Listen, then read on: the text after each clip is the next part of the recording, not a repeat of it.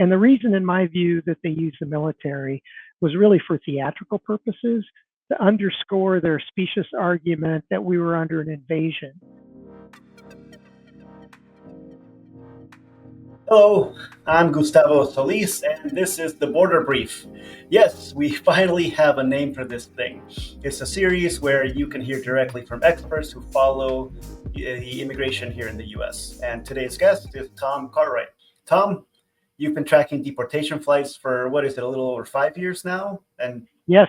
I think it's safe to say, at least in my point of view, you've become a leading expert in the field. So welcome. Thank you for coming. Well, thank you. I'm honored to be here. Yeah, well, let's start with the why, because I find this really interesting. Like, why track deportation flights, right? What kind of information can we learn from them? Yeah, I think really the base reason that I started from was really that there was no transparency at all around this activity back in 2020, and there still isn't. And I just feel like people who are on these flights, the thousands and thousands, deserve some recognition, some bit of dignity, because they are very kind of inhumane flights in terms of being shackled and other things. So that's kind of the fundamental reason why I think it's important. The other reason is there is no transparency, and we spend hundreds of $millions a year doing this to people, and it just seems like the public deserves to know. They have a right to understand how this operates and the scale. Tell me a little bit about how you go about doing this work, because I find it interesting. I mean, it's multiple airlines. You're just tracking flights online from Ohio. You're doing this, right? Yes, it's all publicly available information. But that said, there are many disparate parts that have to come together in terms of understanding the contractors that are used, the planes that are used, the locations that are flown to and flown from. So there's a lot to bring it all together, and it takes some learning. And it's a fairly complex thing, and becoming more complex all the time, it seems like. Well, tell me a little bit about you. Like you said, we've been doing this since 2020, right around the start of the Biden administration. It's early on in the Trump administration, but have you noticed any differences? I mean, obviously the rhetoric is different between the two administrations, but how do the numbers compare? Yeah, just in terms of the numbers, and these are just facts. The deportations are really not up from where they were under Biden. So one of the measures I use is looking at deportations per weekday. Puts everything on a common base. It's just an average. And if you go back into the last couple of years of the Biden administration, just for talking purposes, you could call that 6. It bounces around a little bit. And in the Trump administration, so far, it's around the same level. And that includes the military flights as well. So it's all deportation flights. Oh, that's interesting. Well, you just mentioned military flights. Tell us a little bit about that, right? How much of an impact are they having? I know there's been flights to Guantanamo Bay. Like, is that where they're coming in? Yeah, so for the military flights, there was really no reason to use the military flights. They didn't need the capacity. They didn't really add capacity. They just, by and large, displaced other flights that would have taken place on traditional ICE air flights. And the reason, in my view, that they used the military was really for theatrical purposes to underscore their specious argument that we were under an invasion. And the only way that you fight an invasion is with military. And so it was all to really underscore that theme that they really wanted to get across to the public.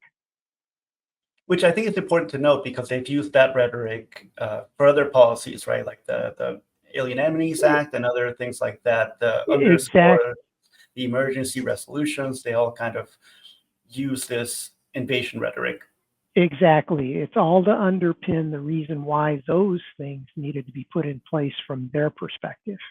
Something I did want to ask you about, it's been in the news a lot, but these flights to, we'll just call them third country deportation flights, right? The big one has been taking Venezuelan migrants to El Salvador. That's been a massive story. But also earlier on, the administration sent migrants from different Asian countries to Panama. What have you been tracking in terms of those flights? Yeah, there were three flights to Panama and two flights, I believe, to Costa Rica. Since then, there have been none. So that seems to be, at least for now, on a pause.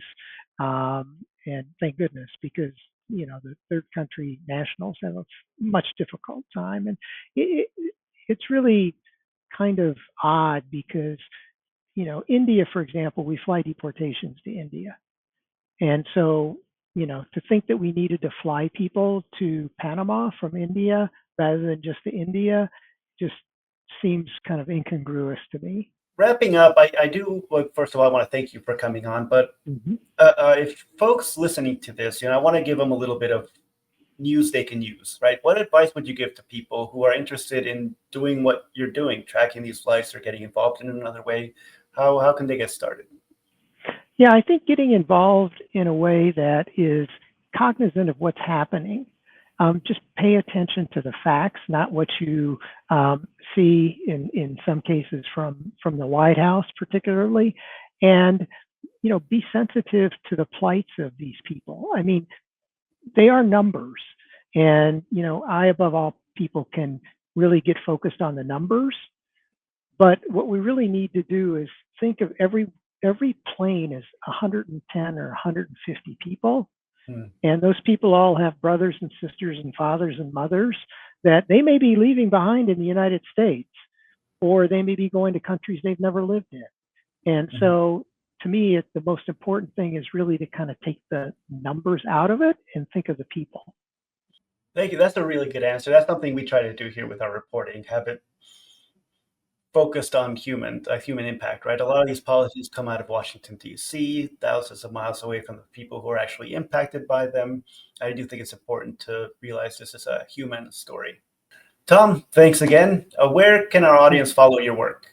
Yeah, the best place is really to follow my Twitter feed, I guess X feed, and my Blue Sky feed under TH Cartwright. There I post my monthly reports. I post about specific flights. Like today, I posted about a flight from Mexico, a return flight from Mexico to Venezuela, and also a flight to Guantanamo today. Well, thank you. And thank you, audience, for listening in, tuning in. If you're interested in keeping the conversation going, please follow us at kpbs.org.